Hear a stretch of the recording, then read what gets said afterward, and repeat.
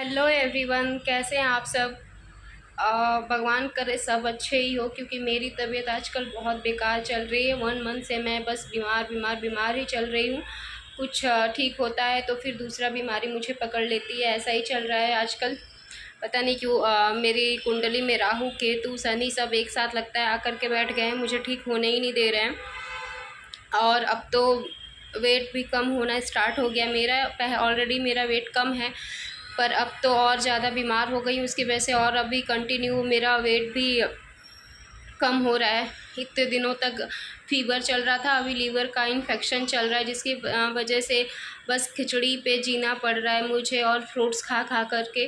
अब मेरा खाने का मन भी नहीं करता है, और इतनी वीकनेस हो गई है मुझे, इसलिए मैं कोई काम भी नहीं करती हूँ, कहीं बाहर भी नहीं जाती हूँ, बस घर पे पड़ी हूँ। दशहरे वाले दिन से मेरी तबीयत बहुत बेकार तरीके से मतलब ख़राब हो गई है, इसलिए मेरे पास कोई कंटेंट ही नहीं है। मैं क्या वीडियो बनाऊँ, क्या शूट करूँ।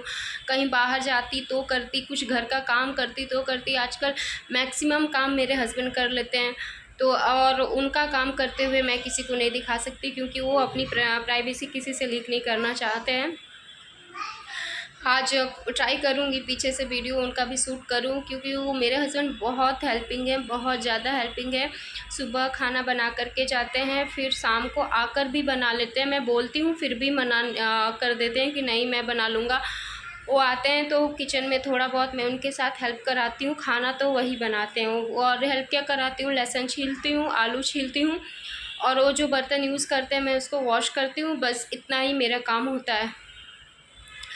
और उसके बाद वो इतना मुझे करके दे रहे हैं, फिर मैं कंटेंट के लिए, वीडियो बनाने के लिए कहीं बाहर जाऊं और चक्कर वक्कर आके मैं गिर गई तो फिर लेने के देने पड़ जाएंगे। और फिर मेरे हस्बैंड तो जब तक उनका मूड अच्छा है तब तक बहुत अच्छे हैं, बाकी उनका गुस्सा बहुत बेकार है, इसलिए ज़्यादा आजकल ब्लॉग नहीं आ रहा है। मैं जब पूरी तरीके से ठीक हो जाऊँगी तो मैं डेली ब्लॉग डाला करूँगी। पता नहीं यूट्यूब पे भी मेरी रेटिंग कैसी चल रही है अभी, क्योंकि मेरा चैनल अभी अच्छा ग्रो कर रहा था, तब तक मैं बीमार पड़ गई हूँ। और देखते हैं क्या होता है, जो किस्मत में लिखा होता है वही होगा मेरे साथ भी। बट चलिए यहाँ से आज का ब्लॉग कंटिन्यू करती हूँ। जो भी थोड़ा बहुत मैंने शूट किया है उसको आगे कंटिन्यू करते हैं।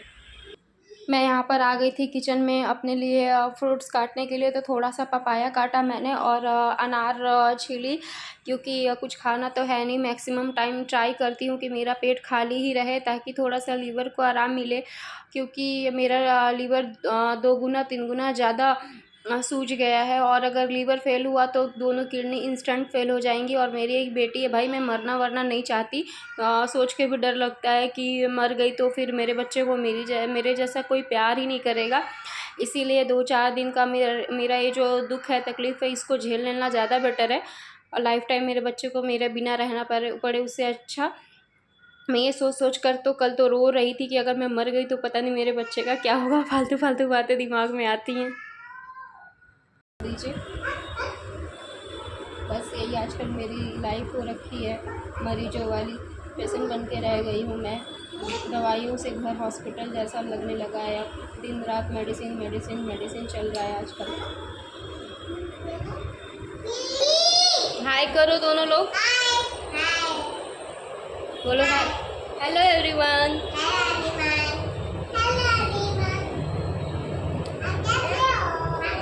ये दोनों अभी बेस्ट फ्रेंड बन गई हैं।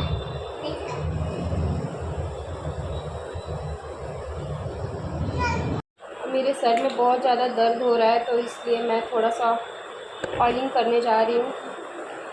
और वैसे भी मैं हर सैटरडे को लगाती हूँ बालों में तेल, क्योंकि सुबह शैम्पू करना होता है, तो बिना ऑयलिंग किए मैं शैम्पू नहीं करती। ऐसे ही मेरे दिन के 4 बाल बचे हैं, और बिना ऑयलिंग के शैम्पू करने लगी तो और ज़्यादा मेरे बाल फ्रिजी हो जाएंगे।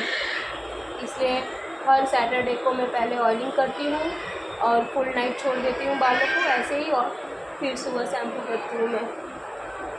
और आज तो सर ही दर्द कर रहा है। अभी ये कोकोनट ऑयल लगा लेती हूँ, बाद में दूसरा ठंडा तेल लगा।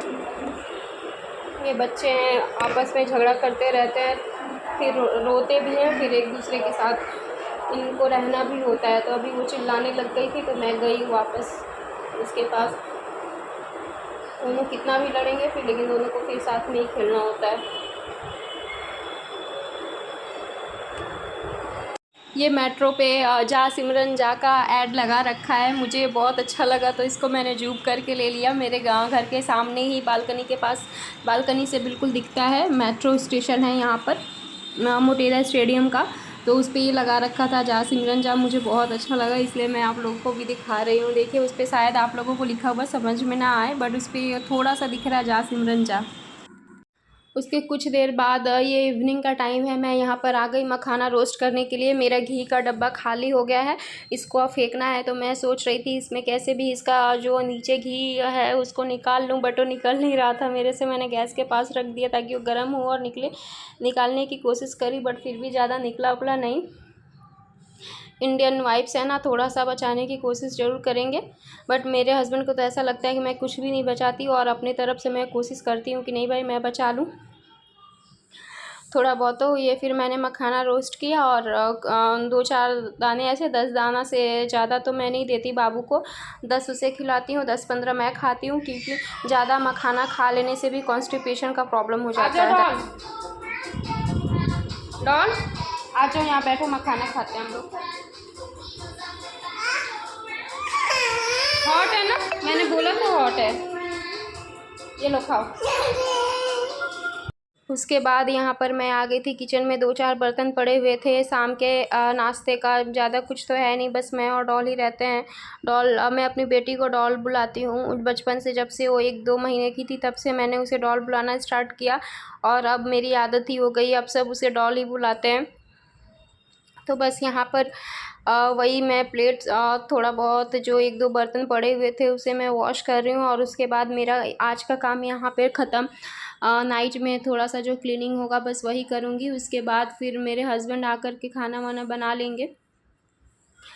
तो क्या ही हस्बैंड का मैं दिखाऊँ, अच्छा नहीं लगता है, इतना करते हैं वो मेरे लिए, वो बहुत ही है, बहुत ज़्यादा है वो मेरे लिए। कहाँ मिलते हैं ऐसे वन गर्ल वाले हस्बैंड और इतना अच्छा सपोर्ट करने वाले, कि शायद मैं किस्मत की अच्छी थी, किसी की नज़र ना लगे बस मेरे रिलेशनशिप को।